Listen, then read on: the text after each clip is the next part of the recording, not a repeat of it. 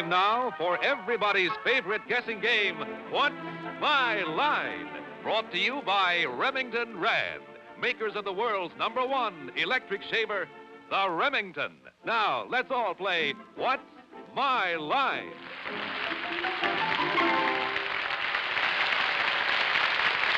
Now let's meet our award-winning What's My Line panel. First, the popular Broadway columnist whose voice of Broadway appears in newspapers from coast to coast, Miss Dorothy Kilgallen.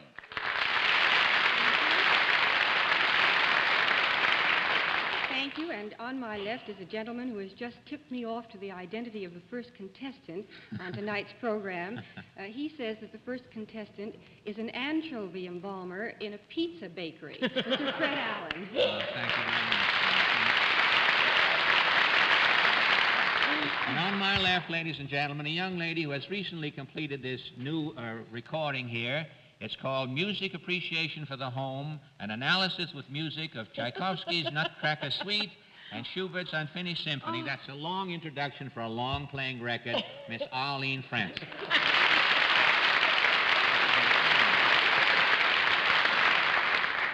Biggest commercial I ever heard, Fred. Thank you. I mean my own show at that.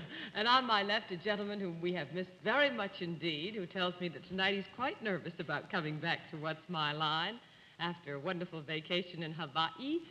Welcome back, Bennett Cerf. Thank you, I sure missed the show while I was away. I missed the checks, too. On my left is our panel moderator, a man the mere mention of whose name makes every hula girl in Honolulu simply quiver from head to toe with delight, Mr. John Daly.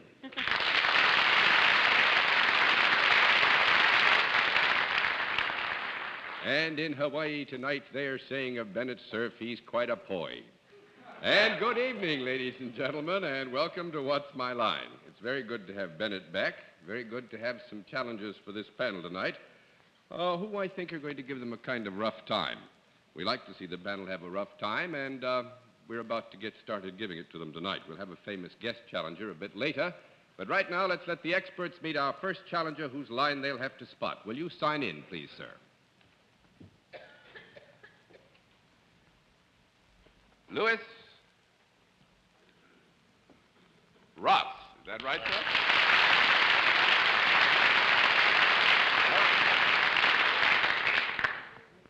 How are you? Very well, thank you. You're looking fine, as a matter of fact. Thank you. And where are you from? I'm from Cincinnati, Ohio. Cincinnati, Right. Ohio. Well, it's very nice to have you here. Ohio is a fine state, has given us a lot of presidents. Yes, sir. And I hope you give the panel a lot of trouble. I hope But so. they want to get a better look at you. So will you take a hike down there, please? Ross? Very glad to meet you. Hello, Mr. Ross. How are you? Mr. Ross, how are you? Oh, very fine, Mr. Allen. How do you think John looks tonight? I think he's looking Down to very his well. peak, you think? Right. How are you? All right, Mr. Ross, if you'll come over here, please, and sit down next to me. We let the panel have one free guess as to what your line may be. We call them wild guesses. We'll begin the wild guesses with Miss Kilgallen. I think he's a master of the hunt. Mr. Allen. From Cincinnati, I think that Mr. Ross is vice president in charge of bubbles at the Procter & Gamble factory. Miss Francis. Well, judging by the pear-shaped tones that Mr. Ross uses, I think he must be a radio or television announcer. Mr. Cerf. Coming from Cincinnati, I would say that Mr. Ross puts the tassels on the Red Cross shoes they make out. No, I'm afraid not. Nobody has it. We'll let our viewers have a further look at Mr. Louis Ross. At the same time, we'll tell them what his line is, but the panel's going to have to do. All right. Mr. Ross, do you know how we score this operation? Yes, sir. You give them a no and I'll flip. Right. And you give them 10 no's and they'll flip. Okay. You all set? All right, Mr. Ross is self-employed. With that, let's begin the general questioning with our vacationer is all rested. Bennett, sir. Back to work, huh? Back to work, boy. Mr. Ross, do you perform a service of some kind? Yes. You do. Yes. Is it a service that is performed in front of people? Yes. Do the people see you perform the service, watch you? Yes. Do they come to watch you? Yes. Do they come in groups? Yes. Might they be termed in any broad sense of the word an audience? Yes. Or was there some truth then in what Arlene guessed about you that you're in some part of show business? Yes. Is it radio or television? No. 1 down and 9 to go, Miss Kilgallen. Do you then appear in front of live audiences? Yes. I mean entirely. Yes. Are you, do you say lines that were written by somebody else? No. 2 down and 8 to go, Mr. Allen. Do you, is there any product involved in what you do? No. You're not an auctioneer, in other words. No. 3 down and 7 to go, Miss Francis. Well, Mr. Ross has quite a tan. Do you do whatever you do out of doors? Yes. Would it be in the sports world? No. I would say this, if with Mr. Ross's permission, I think that technically it might not be true that this is in the sports world, but I do believe that it would be a tendency generally among Americans to consider it in that general area. Yes. With your permission, we'll give it a yes All right, answer. Fine. All right, Miss Francis, continue. Americans would consider it a sport, whereas They would others be may inclined consider... to, yes, I think so. Is it a sport, are there other people performing the same sport at the same time you are performing? No. Well, he's a lone wolf. Wait a minute, we got to have a small conference. What kind of a sport is that? It's not very sporty. Miss Francis, you are proving to be, shall we say... A problem. Actually, there are others involved, shall we say, at the same time that our guest is. To that degree, we'll give you a qualified yes to your previous question of record. Oh, but he could do what he does by himself. What we would suggest is that what he does tends to be unique, but that not always or perhaps very rarely would he be by himself in the performance of this particular unique I service. tell you what, thank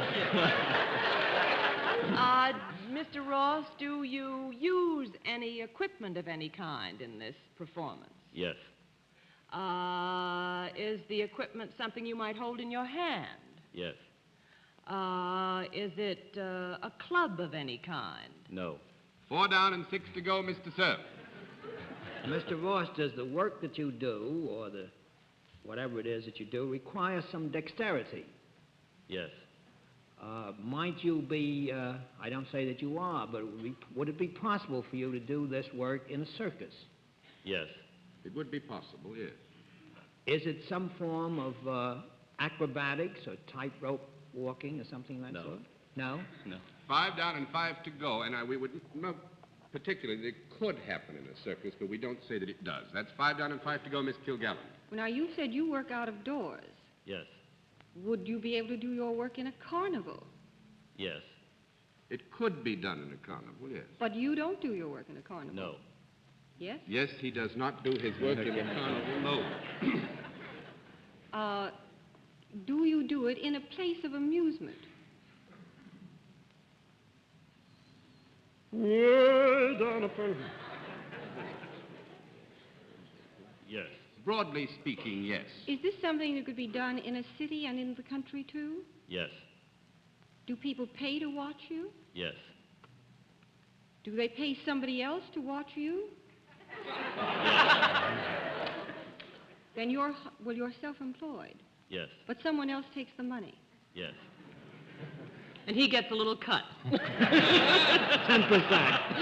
Do you ever talk when you do what you're doing? No. 6 down and 4 to go, Mr. Allen. I'm going to give you 1 more minute, Sam. You're not with the circus? No. No, he's not with the circus. Yes Has and no. he been out of work for so long that he doesn't remember what he does?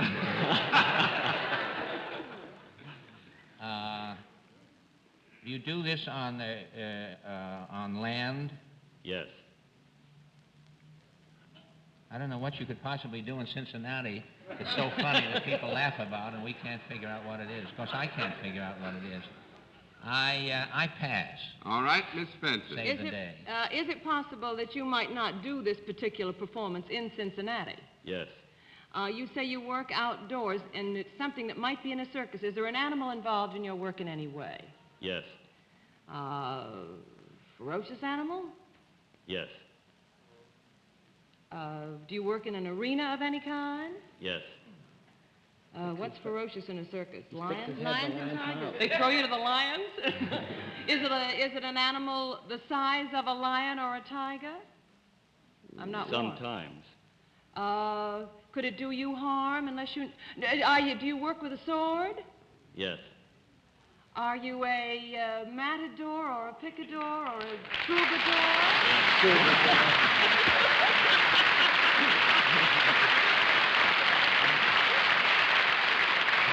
I wish I had my sword now for Miss Francis. I love it. Are you a matador, picador, or troubadour? His voice is so beautiful. He sings songs while he mats, you know? Well, that's very good, Miss Arlene. Golly day, that Where does ferocious he animal fight gives it bulls all in away, I'm Cincinnati? afraid. But he doesn't work... You don't work in Cincinnati. Where do you perform, in Mexico? In Mexico and in Spain. Do you? And it's actually, the spelling of his first name is L-U-I-S, but we thought that would give you too much, so we anglicized the spelling to Louis, you see? Well, I must say, Mr. Ross, this has been a real tough one and a very interesting one. Thanks thank you for very being much. our guest. Nice to have you.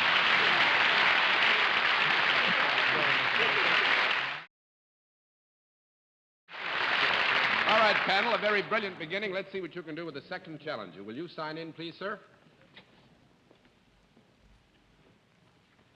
Walt?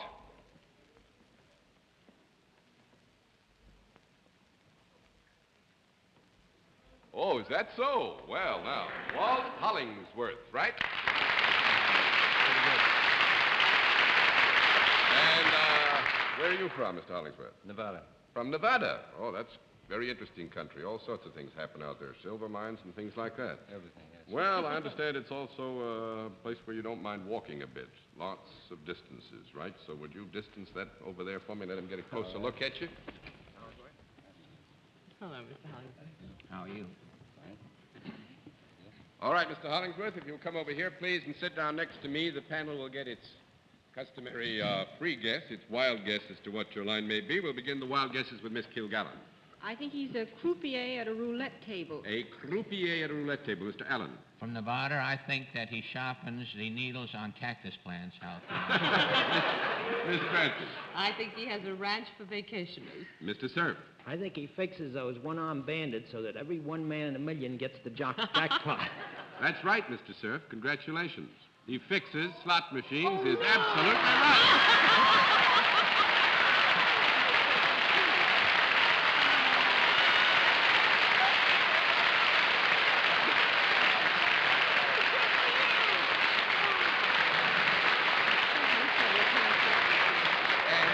The last vacation you get to go on. How dare you come back and upset the apple cart? I stopped off in Las Vegas last year and saw that was the only occupation they have out there. You're losing. Well, Mr. Hollingsworth, I must say, one thing we'll do immediately, because Bennett had a vacation, is flip all the cards over. That's for sure.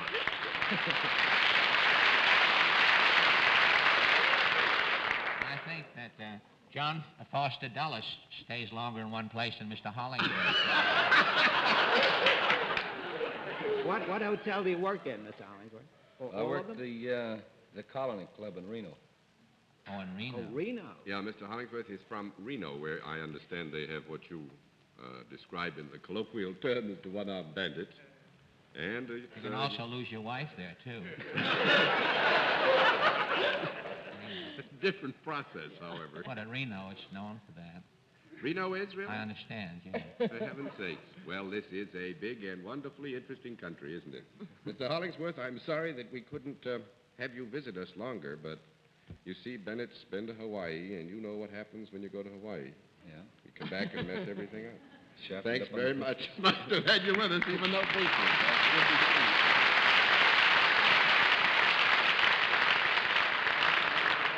Well, Back on again. I think Fred may have some. We'll put the Bullfighter back on again in a bit. In just a moment, we'll meet tonight's mystery guest. But first, here's Dick Stark with a word from Remington Rand. Good evening, friends. You know, in just about every apartment house, there are many different men with many different shaving problems. And so what we've done tonight is build ourselves a little old apartment house right here in the studio in order that I might show you how the Remington shave solves all these problems. Now, here's a man who obviously has a very tough beard. However, he's bought himself a man-sized Remington electric shaver, and you just watch that beard melt away. After all, the Remington is powerful enough to shave the bristles off a brush. Bristles tougher than the toughest beard. And now, here's a gentleman who has a tender skin. He uses the Remington because the Remington is gentle. It's so gentle, it can shave the short, close fuzz off a peach without ever harming that tender skin. And this looks familiar? Just like home, late as usual. This man is really in a hurry, and he needs a fast shave. And, of course, that, too, means the Remington electric shaver. You remember this demonstration? Here's a man shaving off a 2 weeks' growth of beard in a matter of moments. Now, the reason the Remington electric shaver is so fast is because it has 3 extra-long diamond-honed shaving heads. That means more live shaving surface.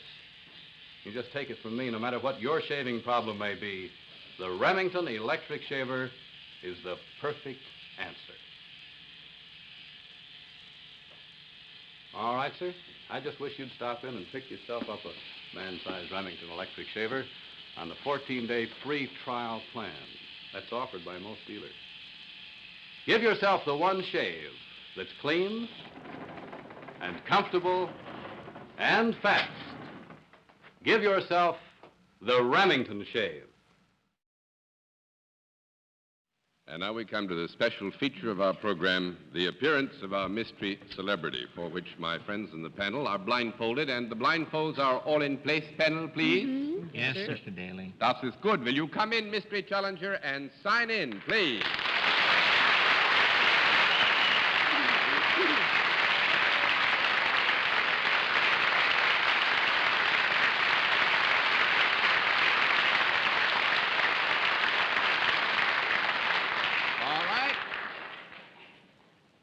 Panel, as you know, in the case of our mystery celebrity, we get right down to the general questioning, which we will begin with Arlene Francis.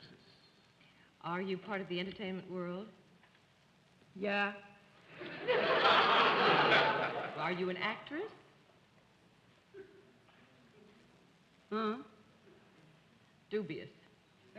Have you performed in pictures? Mm-hmm. In television? Mm-hmm. In the theater?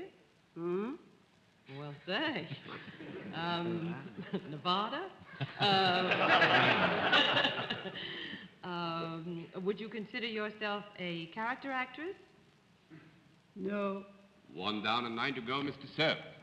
When you perform all these various services, would you call yourself a star? Mm-hmm. Most certainly.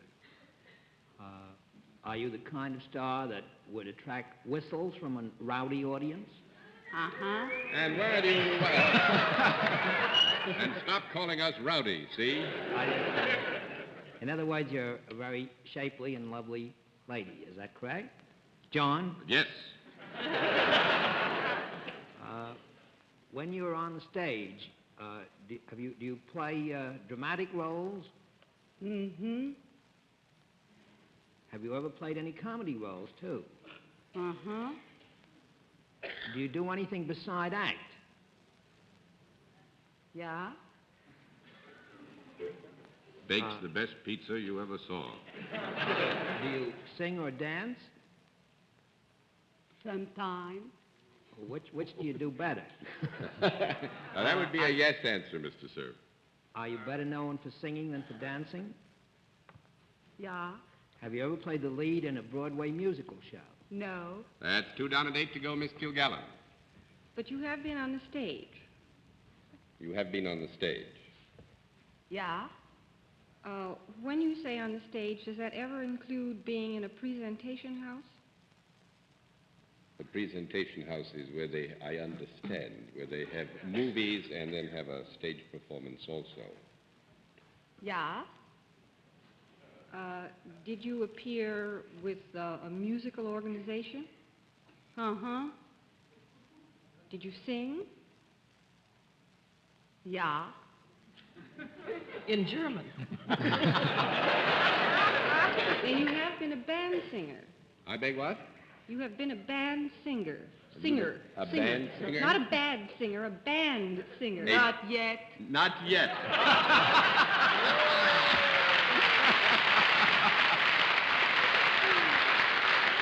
3 down and 7 to go, Mr. Allen. Well, Bennett discovered that you were not a character actress, but you must have some character. I mean, as far as... do you, have you been on television recently? Have you had a series on television recently? No. 4 down and 6 to go, Miss Francis. Congratulations. If you are not a band singer, does that mean that you sing other than popular tunes? Sometimes. I would say yes to that, Miss Francis. Well, then, are you a singer of classical music or operatic music? Mm-hmm. Opera? Yeah. You appeared in opera? From your accent, I think you must have done the Gotta Jamarook at least 3 times. Yes to that, Miss Harlan. Yes. Are you best known in all the mediums that we've mentioned? Are you best known for opera? Yeah. Are you tall and blonde? No. 5 down and 5 to go, Well, Mr. on Sir. the contrary, are you rather small and dark? Uh-huh. Have you got a husband who is a great leader of an orchestra himself? Uh-huh. Are you part of that famous Latin expression, Oni swa qui mali pons? That's great, Bennett. Really fun.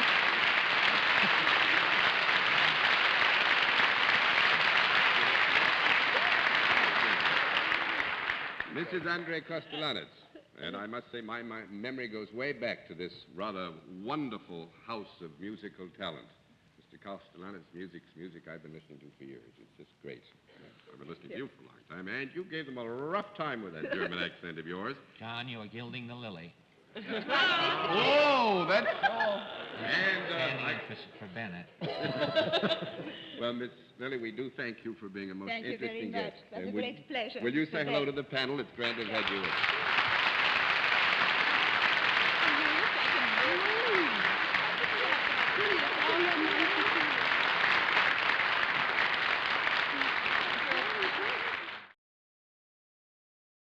All right, panel, you were having a very good evening, but let's see if we can't trip you up in these final minutes. Would you sign in, please, sir?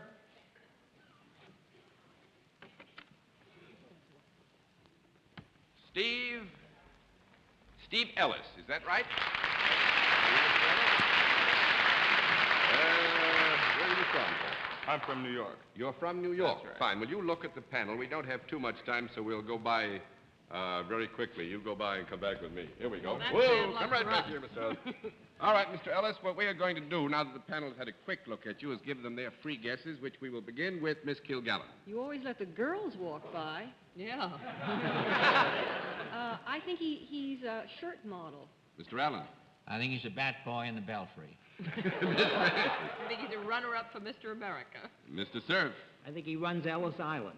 No, I'm afraid not. We'll let our viewers at home have a further look at Mr. Steve Ellis. At the same time, we will tell them what his line is. Then the panel can go to work. All right. Mr. Ellis, you know how we score this operation, do you? That's correct. Fine. Mr. Ellis is self-employed. Let's begin the general questioning with Dorothy Kilgallen. Mr. Ellis, do you deal in services? Yes. Do your services apply to both men and women? Yes. Do you get around in your work? Oh, yes. You're not confined to an office. No. Do you use your voice in your work? Yes, I do. You talk to people? Yes. Are they better off or happier when you're finished with them? Yes. Mr. Ellis hopes so, certainly. Can you deal with both men and women at the same time? Yes. Is there any product involved in what you do? No. 1 down and 9 to go and about 2 minutes to go. Mr. Allen. I pass. Miss... All right, 1 down and 9 to go, Miss Francis. Do you wear anything other than the suit you have on now, for example, in your Yes. work? Would it be a uniform of some kind? No. Not a uniform, no. 2 down and 8 to go, Mr. Cerf. Mr. Ellis, is what you wear readily distinguishable? Can people tell what you're doing by looking at the clothes you're wearing? No. 3 down and 7 to go, Miss Kilgallen. I would say this in the clothing, although dissimilar to his present garb, it is not necessarily germane to his occupation. Oh, ho. Is it a suit? Would it be called a suit? But it's just a different kind of a suit. Is that it? Yes. Do you work at night? Yes. Are you connected? Things haven't changed around. All right, you've got only about Where? 1 minute to go, Miss Dorothy. Do you entertain people? Yes. Are you a musician? No. 4 down and 6 to go, Mr. Allen. Are you a dancer? No. 5 down and 5 to go, Miss Francis. Do you baffle people at all? Yes. Certainly baffle us, No. yes. Well, that is such a broad expression. With your permission, we'll leave it as a qualified Well, maybe area. let's just change the whole thing. Do you use your hands in your job? Yes. Do you manipulate anything in your job? No. No, not that way. 6 down and 4 to go, Mr. Serve. Do you use your mind in what you're doing? Yes. Do you have anything to do with reading other people's minds? No. 7 down and 3 to go, Miss Kilgallen. Well, do you work in a place where there is ever any music? Yes. I'm going to have to roll the deck over. I'm sorry, Oh, maybe Dorothy. there We've was a- just run out of time. I think Fred you- has an idea. What is your idea, Fred? He's a square dance call. He's a hypnotist.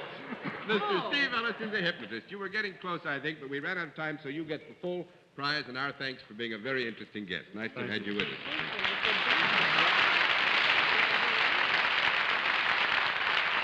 We'll be back in just a moment, but first, here is Dick Stark with a message from Remington Rand. It's about the Remington Rand printing calculator, the fully automatic calculator that prints. It prints totals automatically. It subtracts quickly and directly, prints automatic credit balance. It multiplies, automatically figures the answer and prints it on the tape. It divides automatically, printing only essential figures. It's the new Remington Rand printing calculator, solves all your income tax and business figuring problems. A product of Remington Rand, famous too for the Remington 60 Deluxe, the world's #1 electric shaver. And now, before our panel says goodnight, may I remind you to tune in again next Sunday evening at 10:30 p.m. Eastern Standard Time, when once again we invite you to play What's My Line. For other localities, check your local listings for the date and time of our weekly series. Yes, more and more and more and more people are switching to Stop-Et spray deodorant. Because Stop-Et, with its anti-immunity factor, is now more effective than ever. Thanks to this anti-immunity factor, when you use Stop-Et daily, you get full effectiveness day after day. It never lets you down like this. So switch to Stop-Et spray deodorant. Just one squeeze of its famous flexoplastic bottle and poof, there goes perspiration. And until next week, this is John Daly saying goodnight, Miss Dorothy. Good night, Massa Fred. Good night. Good night, Arlene. I'm going home and play your record right now. I'm hypnotized. Good night, Bennett, sir. And Eileen, all the nice people I met on my trip, and John. Good night, ladies and gentlemen. Thanks for being with us on What's My Line? Transportation from Mr. Hollingsworth was arranged through American Airlines. American Airlines, the country's leading airline, now serving the United States, Mexico, and Canada. This has been a Mark Goodson, Bill Todman production, in association with the CBS Television Network.